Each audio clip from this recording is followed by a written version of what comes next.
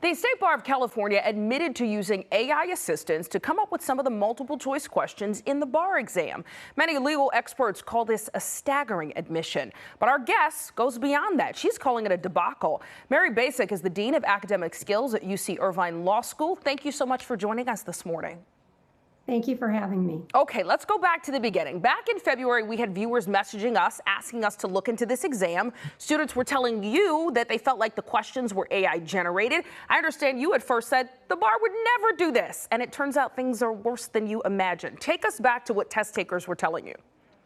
Well, to get some context, the bar exam is a really high stakes exam. It's very hard in California, and that for this February administration, the state bar decided to change and go with a remote administration with a new question vendor on very short notice.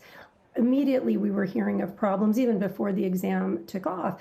And we were hearing about a lot of problems with glitching with the system being kicked off and things like that. But in addition, after the exam, students were saying many of the questions felt AI generated. Like you said, I'm like, no way. There's no way they would do that. And so it turns out that they have since 2 months after the exam admitted that's exactly what they did. Wow. Okay. And you, of course, are not okay with this. We should say this seems to have started from what I've read from a budget issue. They were facing a $22 million deficit to save some money. They switched up how they did the test.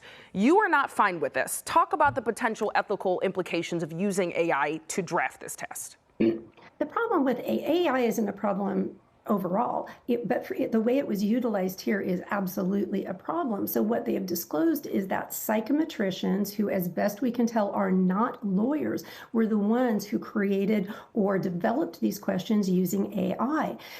The big problem is they wouldn't have the subject matter expertise to be drafting these questions. It takes years to develop good multiple choice questions for the bar exam. They did it quickly. They didn't have the expertise in the subjects being tested or in multiple choice best practices. So all of that is problematic, but the biggest problem is they didn't disclose it. Had they disclosed it, students would have been on notice that, oh, if I get a weird question when I'm in the exam, okay, that's probably one of their experimental AI questions. But they didn't do that. And so this, in an exam where you only have 2 minutes per question, you don't have time to let your brain be twirling around about, oh my gosh, what is wrong with this question, when the answers don't match the fact pattern. Right. Okay. So, of course, those who took the test are upset. People like you are upset as well. The bar is trying to fix it. They're saying they will ask the California Supreme Court to adjust test scores. Is that enough, though?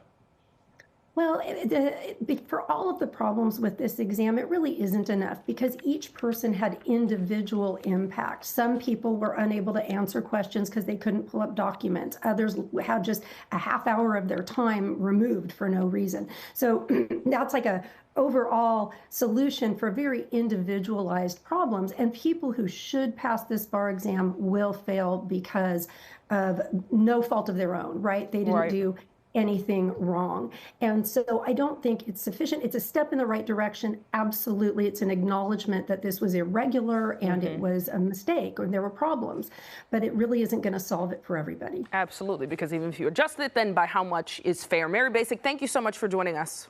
Thank you for having me. All right. We'll continue to follow this.